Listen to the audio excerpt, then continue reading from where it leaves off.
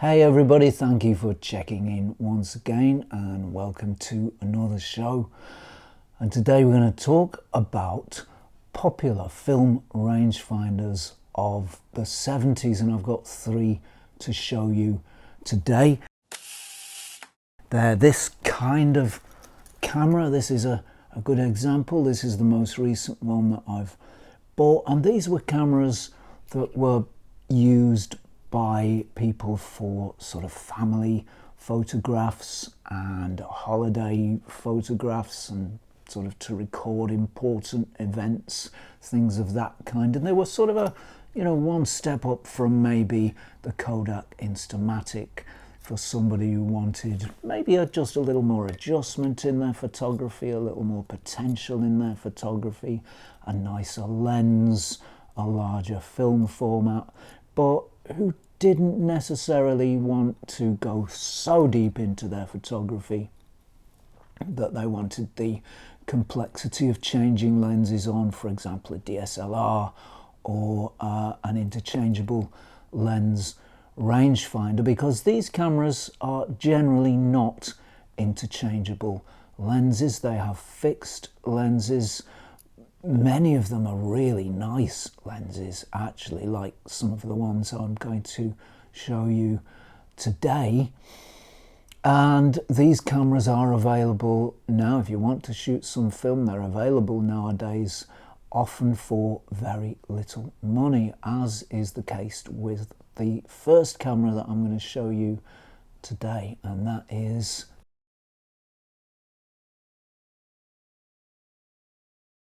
this one, the Minolta Hi-Matic 7. Yes, this is a 7. There we are, proudly emblazoned on the top plate. There were other models of this camera. There's a 7S. I think there's a 7S2. I forget the actual designations, but there were various models, but they were all pretty much the same camera. And this is a beautiful little camera. I bought this very recently from eBay, and I paid £25 for this camera. I took a little bit of a risk on it.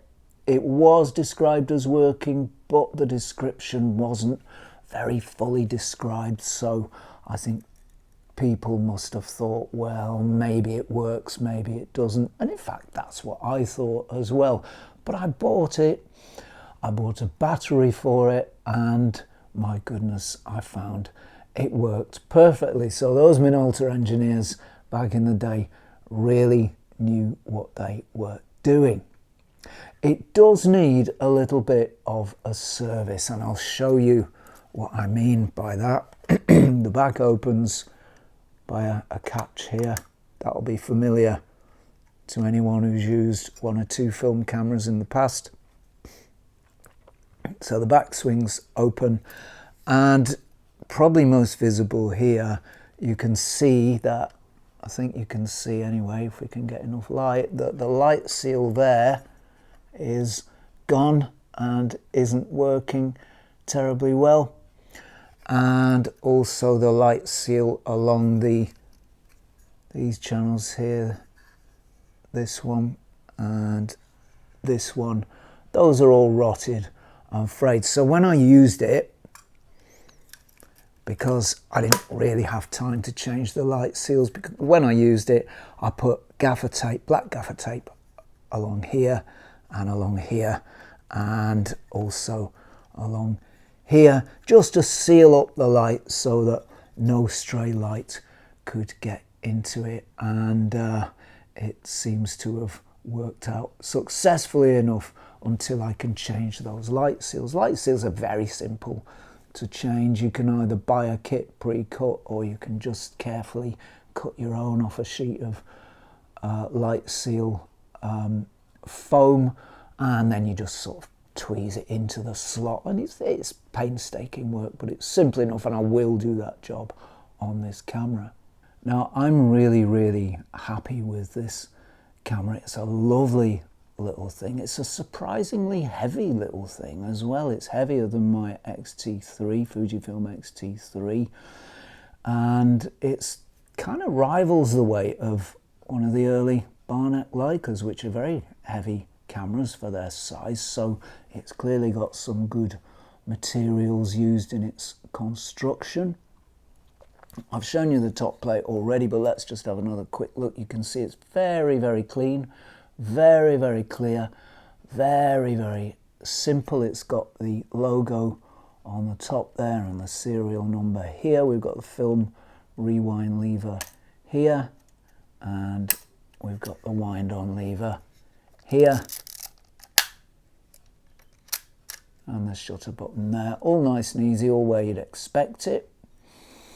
This is a rangefinder camera. We've got the rangefinder window here and the viewfinder here, and on the back, of course, because this is a later rangefinder camera, we've got combined rangefinder and viewfinder here. Now, the only fault I've found on this camera is that the rangefinder patch is just a little dim. It's usable, but it's a little dim, and it seems to have got some grime on it over the years. Inside the mechanism, I've tried cleaning all the windows inside and outside, but that hasn't helped. So I'm thinking maybe it's got a little bit dirty inside there. So if anybody knows how to take off this top plate so I can just clean up the optics, I'd be very grateful if you could let me know that. If it's a simple fix, that would be good. Otherwise, I've got to do the light seals, as I said. The camera has a leaf shutter, and you can probably, if I can catch in the light just right, there we go, you can probably see it in there, and we can see it fire as well. Boink, there it goes. I don't know if you could see that. We've got lots of settings on this camera, and one of the great things about these 70s rangefinders is that they all have auto exposure. This one has a little eye here. That's either a selenium cell or some other sorts of electronics that are going on in there, but that's the sensor for the light. So it will give you an automatic light reading, and it's got auto exposure. And to do that, all you do is turn the two rings to the A mark. I don't know if you can see that A mark there. Both the aperture and the shutter rings are at that A mark, and that's where they need to stay for auto exposure. And the camera will operate between 1/4 of a second and 1/250th of a second at its auto values. Above or below that, you need to go manual, and it will go above or below that. It will go to 1/500th of a second, and it also has a B setting as well. I don't know if you can see that on the dial there. It's got a B setting, and I'm glad to say that too works very nicely, as I'll show you.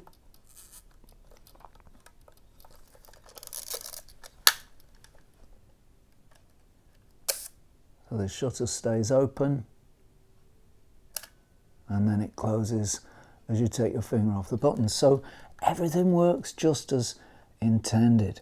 We've got aperture values from f/22 all the way up to f/1.8. This lens is a special lens. This is a Minolta Rockor PF 1:1.8 45mm lens, and if you've seen this show before, you'll know that 40mm is a focal length that I really love. I think really works very, very well for all manner of general photography. This is very near it at 45, and so this is really an ideal little film camera, certainly for me.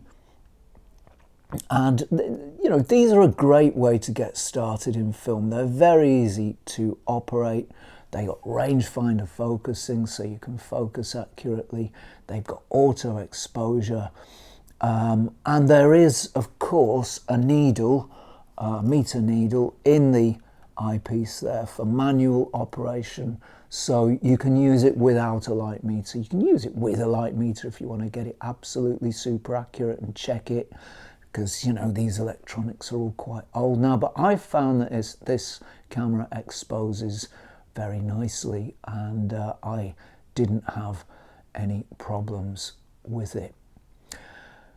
As for the lens, well, we've just touched upon that beautiful Rockall lens. You can see all those lovely coatings on there. It's a 6-element lens. This is a very, very high quality lens indeed. It's not the same lens that was used on the SLRs as far as I know, because those were retro focus lenses.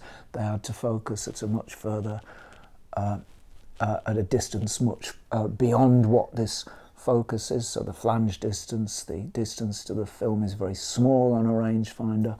On an SLR it's much larger, so I don't think it's exactly the same lens, but it may be a modified version of that lens, of a similar lens to what was used on the SLRs at the time.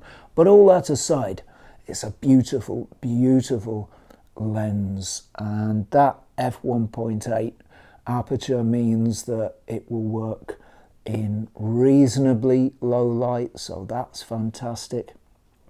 When these blades open, let me set it to B again, it's still set to B, and show you. I don't know if you'll be able to see, but when these blades open, they make more or less a circular aperture, so all the bubbles in the background should be more or less circular, so that's quite nice, and it becomes more circular the wider it opens, so that's a nice feature as well. In use, very, very easy to use. Just focus, point and shoot if you're in auto mode, which I kept it in, to be honest, because that was nice and easy. Focusing is achieved by this little tab under here. There's a little focusing tab, and you'll see that the movement is very, very small. That's about 20 degrees from the closest focus distance, which is 3 feet or 1 meter, actually 0.9 meters it says on the scale, out to infinity. So it's a really fast focusing lens, so this would make a great street camera, and I did have a bit of a practice using it on the street yesterday. I don't know if I got tremendous results, but technically speaking, it is a very, very easy camera to use on the street with that lovely fingertip focusing. It's just right there where you want it, just in the perfect position. So these old camera engineers really knew what they were doing.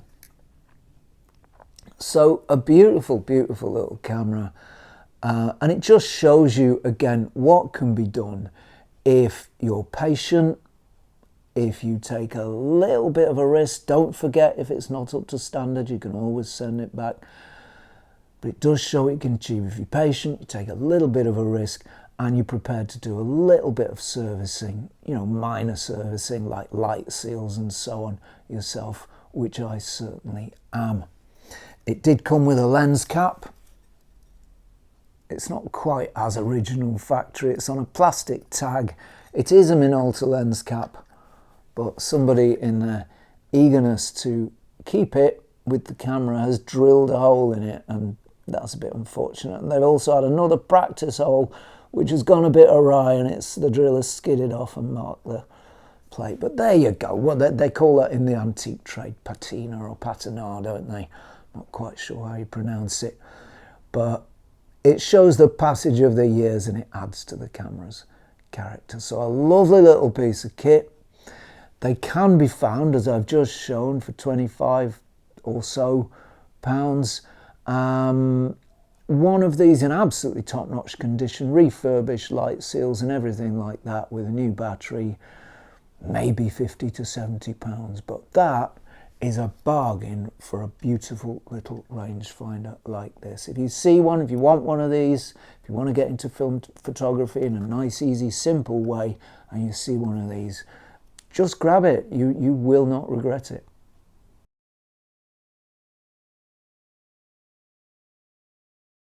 Okay, the second camera I have to show you today is this one. This is the Yashica Electro GT35, and it's got this wonderful atomic symbol on it to show that it's part of the atomic age and it's part of the cutting edge of technology that existed at the time. And it kind of was. This was, you know, quite an advanced camera for its day. This one is all in black, and I think it looks rather the better for it. I do actually prefer black cameras.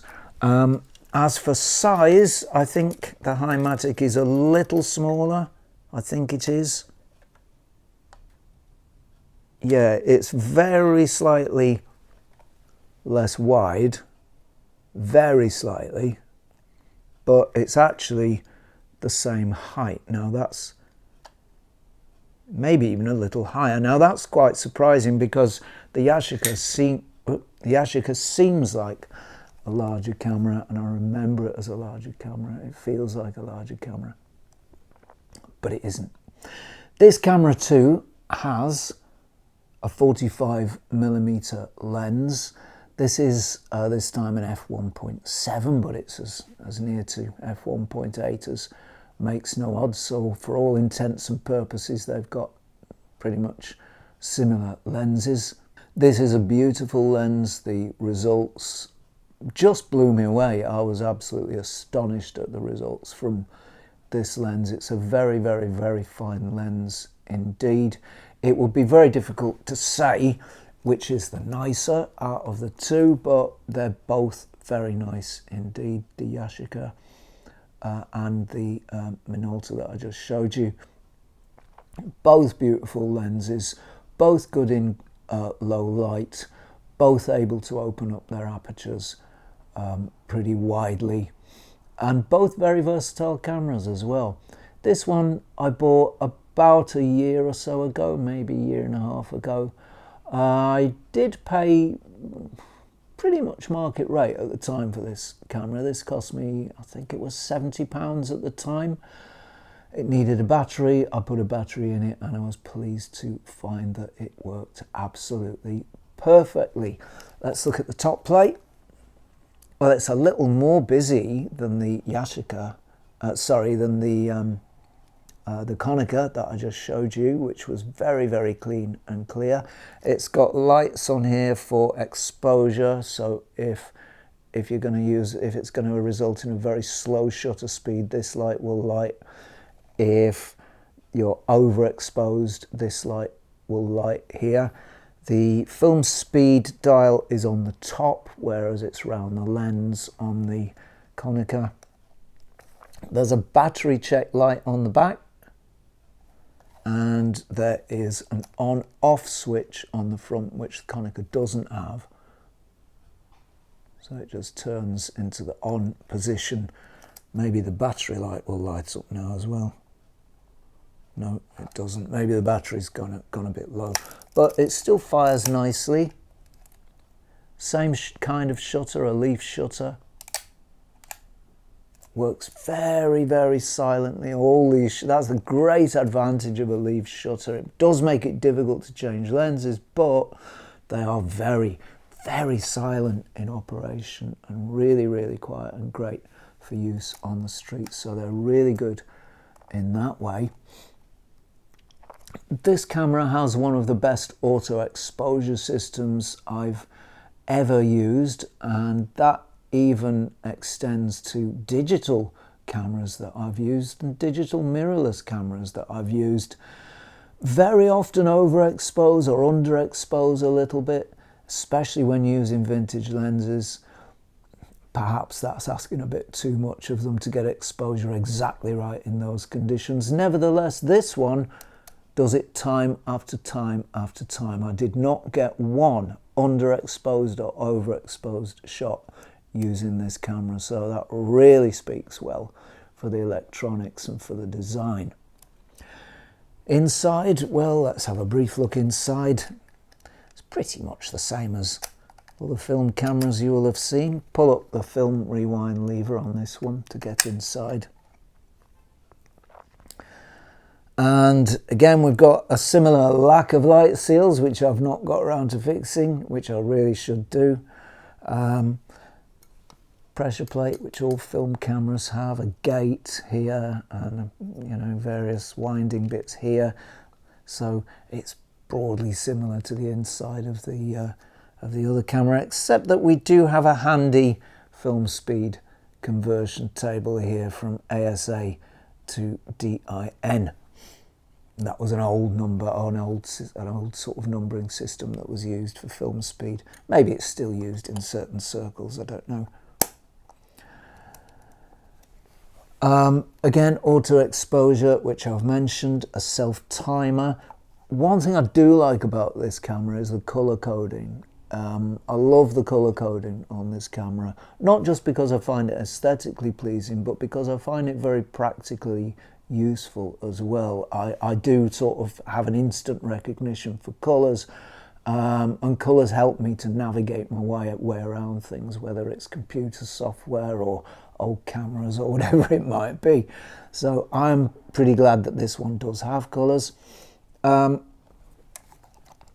The auto setting is on the front here, so this camera has a very reliable auto setting. You can change, again, you can change apertures manually, and this time we've got from f1.7 to f16. We've got a similar, very easy, snacky focusing system, although, whoops, did I just set the self timer off? Yes, I did. We've got a very easy, nice focusing system as on the other camera, but the movement is rather larger. So instead of about 20 degrees of movement, we've got, what, about, I don't know, 30, 40 degrees, something like that, maybe 30 degrees. But it's still a very fast focusing camera. We've got two focusing tabs here, which may be slightly easier in terms of control, not necessarily easier to find, but easier in terms of control. So a very, very nice camera. One that I kept because I liked it so much and I was so impressed with what it can do, including that auto exposure system, that I thought, well, that's one for the collection, and I've kept it. A beautiful machine. It will make you some stunning images.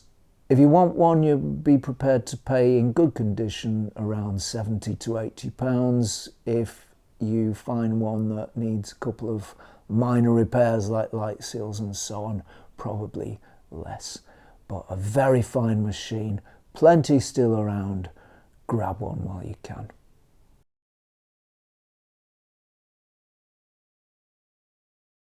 Finally today, the final camera for today is this beautiful little, and I do mean little, camera, the Konica C35. And the great boon, the great value of this camera is in its size. It's really, really small. The lens protrudes but a small portion, and this kind of camera, a camera like this, would go in a big pocket, maybe a jacket pocket or a, some other large pocket. It would certainly easily go into a bag of some sort, no problem at all. This is a lovely little camera. The lens is a 38mm Konica lens. Konica's made some beautiful lenses, so I've no doubt that this lens is also a beautiful lens and will make some stunning images. It doesn't open up quite as wide as the others, but there we are. It's a much smaller sort of camera, and that I think is the real thinking behind the design ethic. It's got this very simple focusing tab underneath. This one's a little stiff actually, and there's a story to this camera which I will tell you shortly. So how many degrees is that? Again, I think that's about 20, 25 degrees, something like that. It's not very much. So very nice and easy to focus on the street. Again, we've got this little electric eye here thingy for auto exposure, so that is extremely cool. And this camera, I think this camera is fully automatic. I don't think this will change from auto operation, although I could be wrong. I don't see any shutter speed markings on that dial, and I don't see any aperture values on that dial. So this is a less adjustable camera than the others. It's got an auto setting and a B setting there. I don't know if you can see that. So it's a less adjustable camera than the others, but that's no bad thing, because to be honest, using those other cameras, I'm never going to use them in anything but auto exposure mode. The only exception being if I really want to open up that aperture for, you know, minimum depth of field and plenty of blur. That's the only time I would come out of auto in those other cameras. But usually I'd trust the auto mechanisms, and so this, an auto only camera, that's no bad thing. We've got a self timer here on the side. The shutter, again, is a similar leaf shutter. This one now seems to be working. This camera came to me from a viewer in South Africa who very kindly gifted it to me along with a bunch of other cameras. It was very, very dirty when it arrived. In fact, it was so dirty that it just wouldn't work. And so what I did was, I'm not a camera engineer, so I didn't want to dismantle. So what I did was, I opened the back and I poured a whole bunch of isopropyl alcohol down there into the lens. I knew it would evaporate out without leaving any residue, and I knew it wouldn't hurt any of the mechanism. It will remove lubricants, but you know, if it gets the camera working, that is a good thing. And it does seem to have got this camera working. If I fire that shutter now, you should be able to see that it opens and closes pretty quickly. I've yet to use this camera. Again, like all the old 70s cameras, it needs light seals because they were made of perishable material, so it does need light seals doing. So I've now got 3 lots of light seals to do on these cameras. But this is a beautiful little thing, and because they're a little bit simpler than the other 2 cameras I've shown you today, they're a little cheaper as well. These good ones of these can be found for around 60 to 70 pounds, possibly a little more, probably a little less if you're patient and persistent. But a great little camera, a rangefinder.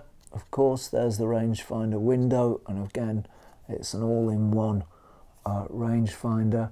Very easy and simple to focus. Auto exposure, no problem thinking about exposure, and a very, very nice little camera.